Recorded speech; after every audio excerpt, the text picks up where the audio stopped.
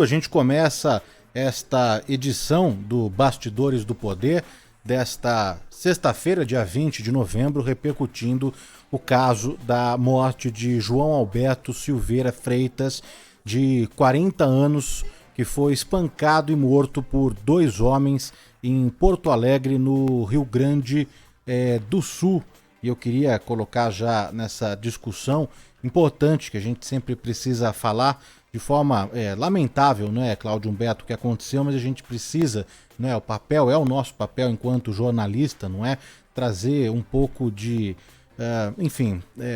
jogar luz sobre esse assunto que a gente precisa discutir. O vice-presidente Hamilton Mourão disse que o Brasil não é um país racista. Eu acho que o vice-presidente não sabe muito bem o que está acontecendo aqui no nosso país, não, Cláudio Humberto? Enfim, há opiniões bem distintas sobre esse assunto, né? Sobre o assunto específico e sobre o assunto do racismo. Essa é outra conversa. Por mais que muita gente pretenda colocar no Brasil experiências de outros países, né? Por exemplo, o racismo norte-americano, o apartheid, etc., não há nada comparado com aquilo, né? Tem uma onda aí que foi motivada por atitudes e crimes racistas nos Estados Unidos, que acabou varrendo o mundo, mas enfim, essa é outra discussão. Eu gostaria nesse momento, a gente se ater a esse caso do João, né, que é esse cidadão brasileiro que foi espancado até a morte, ainda que fosse um criminoso, ainda que fosse um assaltante flagrado, mas não era nada disso, mas ainda que fosse, nada justifica a atitude desses dois seguranças. Na verdade, dois criminosos, dois bandidos, né? A gente quem assistiu a cena não pode deixar de ficar revoltado com aquilo, né? Absolutamente indigno do gênero humano uma prática de violência como aquela. E covarde, né? Dois sujeitos, um segura e o outro esmurra até a morte, né? É uma situação que a gente espera, embora eu pessoalmente não tenho nenhuma ilusão de que esses camaradas serão punidos exemplarmente. Se o forem, ainda que venham a ser condenados, né? Logo vai aparecer aí, vão recorrer os seus advogados à legislação que permite todos aqueles benefícios, né, de redução de pena e etc.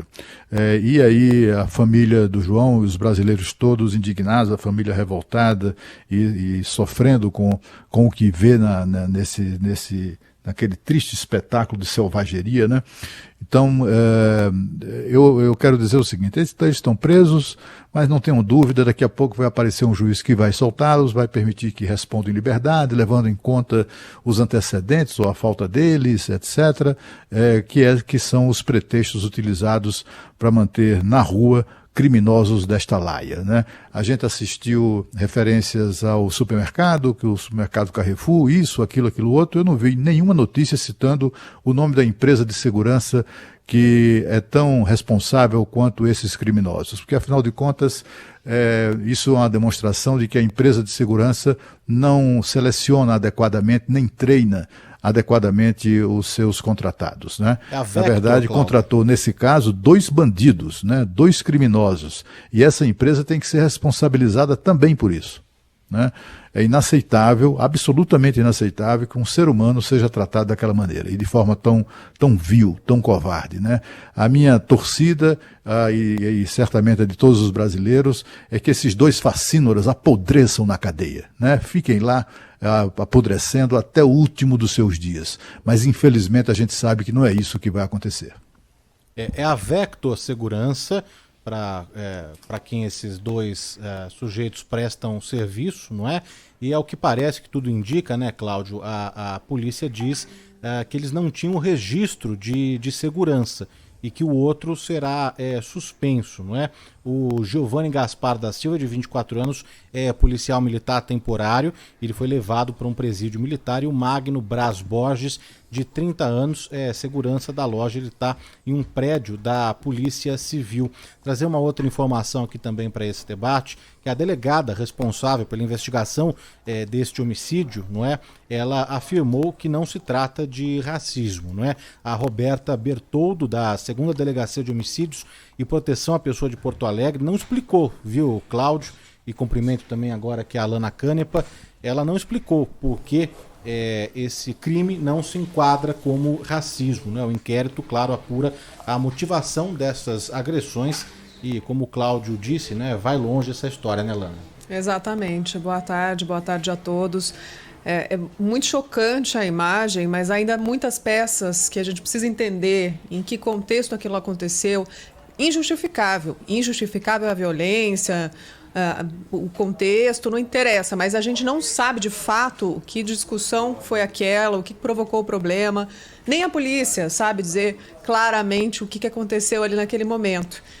Mas o que a gente vê é uma violência excessiva num dia como hoje, Dia da Consciência Negra. Infelizmente, uma notícia que pesa para o dia de hoje, que a gente não gostaria de ver. É um horror, né, o que a gente está assistindo, né? É um horror, é inqualificável, você não, se dá uma tristeza, né? Uma tristeza do gênero humano mesmo, né? Mas eu acho que a polícia está certa, é uma cautela que tem que se tomar mesmo. O fato de a vítima ser negra, isso não significa que ela tenha sido vítima de racismo, né? Aquela violência, certamente esses sujeitos que praticaram essa violência a fariam ou praticariam ou fariam a mesma coisa com qualquer pessoa, né? Independente da cor da pele. Isso é coisa de bandido. Criminoso não olha a cor da pele, não. Criminoso só olha mesmo a oportunidade de cometer o crime, né? De dar vazão à sua bestialidade, que é o que a gente viu ali, né? Aquele sujeito deve ser daqueles que são adoradores de MMA, essas coisas aí que são pura manifestação de barbárie, né? Que a gente vê no mundo inteiro. E aí aproveitam lá a situação ou a farda que vestem, né? Uma certa autoridade, porque estão vestindo uma farda de segurança, para praticar o crime tão horrendo quanto esse, né? Esse camarada está sujeito, os dois estão sujeitos a uma pena de até 30 anos de cadeia, né? Mas eu duvido, absolutamente duvido que sejam condenados a tanto, e ainda que o sejam, eles logo serão beneficiados pelas reduções de pena que a legislação prevê, né? Infelizmente. Logo estarão na rua e os familiares vão, né, se tiverem má sorte, ainda vão encontrar essas figuras aí andando na rua como se não tivesse acontecido nada. E é impressionante a frieza, inclusive de quem filma, né? Você está vendo uma pessoa, João Beto, 40 anos, sendo espancada pelos seguranças num nível de violência que ali não podia ter outro desfecho, gente.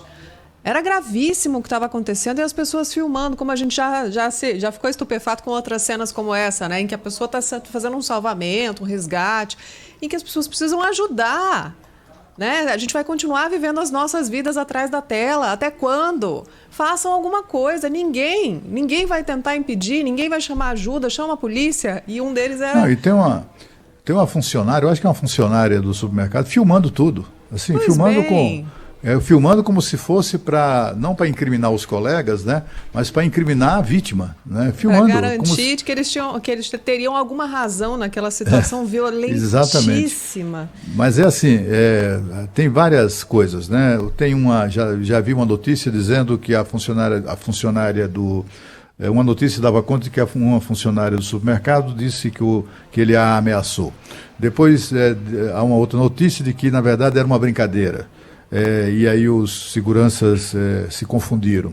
Mas assim, não há nada que justifique uma coisa como essa. Se esse camarada tivesse sido desarmado, com a arma em punho, assaltando a caixa do supermercado, nem uma situação como essa justificaria a tamanha violência, né?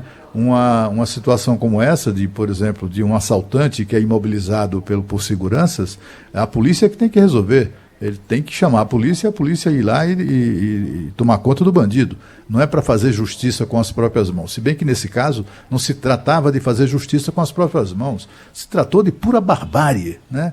é uma coisa bestial, é algo que você só vê, como eu disse, nessas porcarias de MMA, que eu não olha, se dependesse da minha audiência e da minha grana, para esse negócio de MMA, para mim, falia, né? Já estava falido, ou coisa horrorosa. E é esse tipo de gente, é esse tipo de que fica ali fantasiando na frente da televisão, é como a melhor maneira de acabar com o rosto de alguém, né? Para destruir alguém, para matar, como acabou acontecendo. E mais impressionante é a última. Tudo é impressionante no vídeo, né? Mas um ponto que me deixou assim angustiada é que eles saem conversando tranquilamente por uma câmera e aí decorta para a cena do lado de fora da violência em si, do ato, do espancamento até a morte. E uma coisa não parece ter conexão com a outra. Vamos ali fora e aí espanca até a morte. O que será que aconteceu? A gente quer entender o que foi que aconteceu que levou a esse crime num dia da consciência negra.